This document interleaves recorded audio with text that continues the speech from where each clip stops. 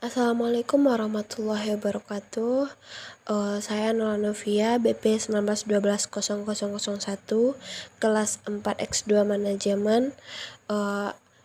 Ini adalah jawaban UAS statistik induktif saya.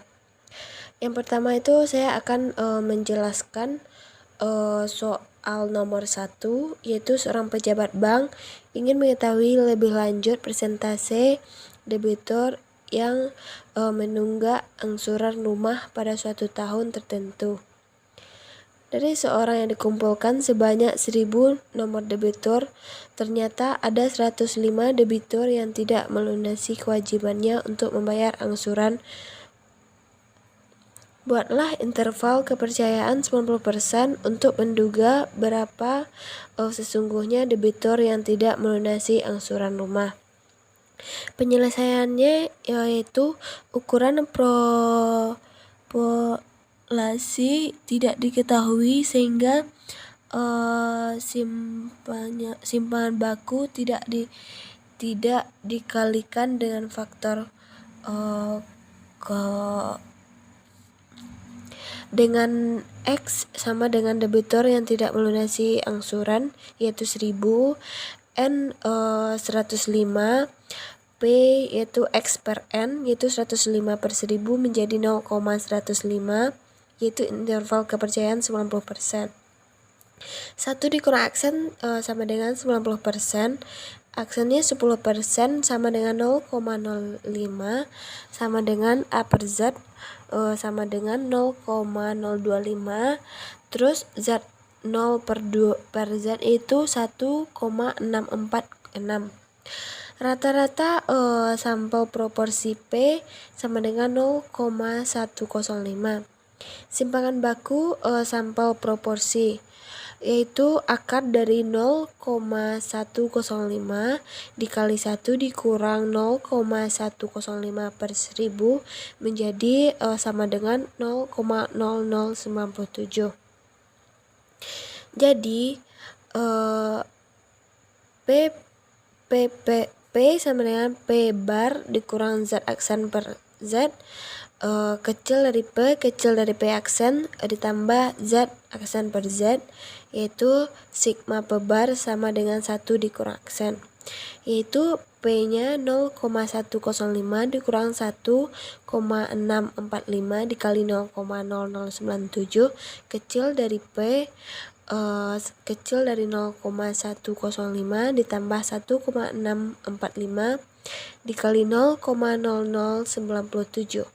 Jadi P-nya itu 0,089 kecil dari P, kecil dari 0,121 sama dengan 0,90. Jadi interval kepercayaan 90% untuk menduga berapa sesungguhnya debitur yang tidak melunasi angsuran rumah adalah berkisar antara 8,9% hingga 12,1%. Dan seterusnya saya akan menjawab.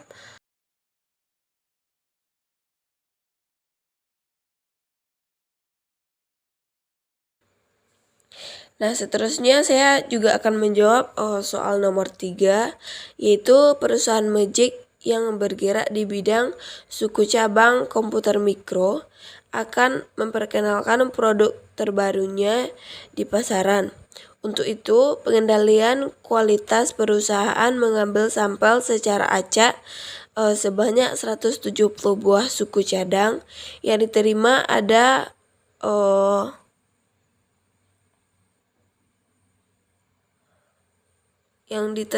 ada 1B yang ada 16 yang cacat.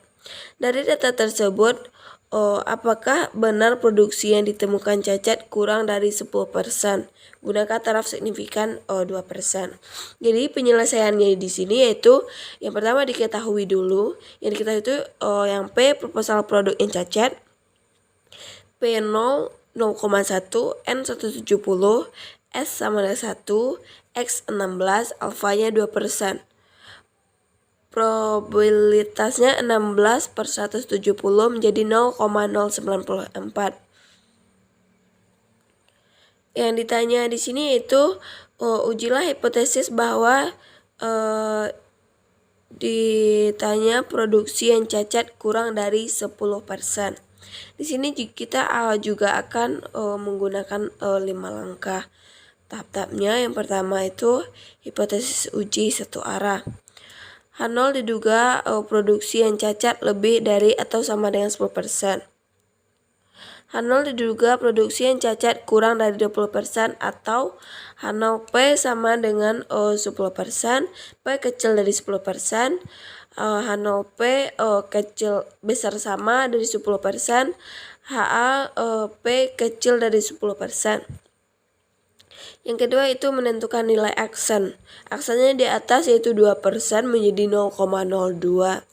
Yang ketiga itu menentukan statistik uji. Dalam hal ini kita menggunakan pengujian proporsi satu sampel. Itulah rata-rata sampel. Rata-ratanya yaitu 0,094. Hitungan simpangan baku atau standar deviasi sampel. Yang pertama aksen P probabilitas yaitu akar dari PO 1 dikurang PO per N menjadi 0,01 dalam kurung 1 dikurang 0,1 per 170 sama dengan akar 0,1 dikali 0,9 per 170 menjadi 0,023. Langkah yang keempat yaitu menghitung statistik uji. ZH sama dengan probabilitas dikurang P0 per aksen P probabilitas sama dengan 0,094 dikurang 0,1 sama dengan per 0,023 sama dengan min 0,906 per 0,023 sama dengan min 0,26. Nah, seterusnya kita akan menghitung Z tabel. ZA sama dengan Z total sama dengan Z 0,02 sama dengan min 2,05. Menarik kesimpulan bahwa ZH ini min 0,26 besar dari Z tabel min 0 sama dengan, kita ulangi, ZH ini sama dengan min 0,26 besar dari Z tabel yaitu min 2,5. Jadi kesimpulannya di sini HO diterima. Kesimpulannya bahwa HA dilihat yaitu diduga produksi yang cacat lebih dari atau sama dengan 10%. Sekian, terima kasih.